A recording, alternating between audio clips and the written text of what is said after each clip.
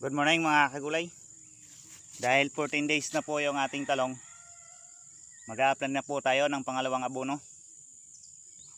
Ito na po yung abono, tinunaw ko na po. At maghahalo din po tayo ng fungicide. Ito po.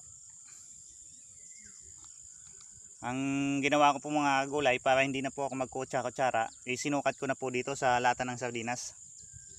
Kaya ang ilalagay ko pong fungicide 4 na lata ng sardinas sa isang drum na tubig.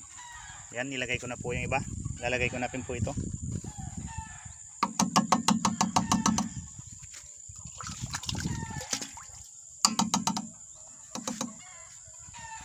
Yan. Tapos ihahalo din po natin yung abono para isang application na lang yung gagawin natin. Yan, ito po, natunaw ko na po yung abono. Yan. Tapos dadagdagan ko na lang po yan ng tubig para mapuno yan. Yan po ang ilalagay ko dito sa puno ng talong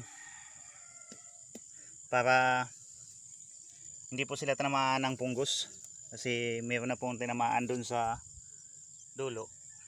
Kaya mag-a-apply na po tayo ng fungicide para tuloy-tuloy yung paglaki nila. So yun lang muna mga gulay, hahaluin muna natin yung abono at saka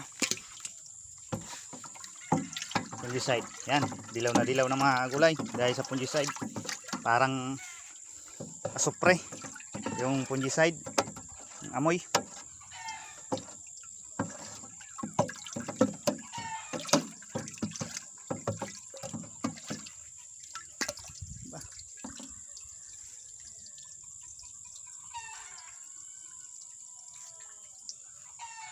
Tapos yung application naman po natin mga gulay sa isang puno, isang lata rin po ng sardinas. Ganun pa rin po yung application natin.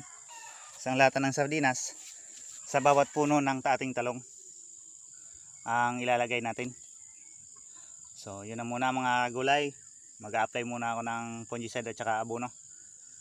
Sa muli, ito po ang inyong kagulay. Maraming salamat.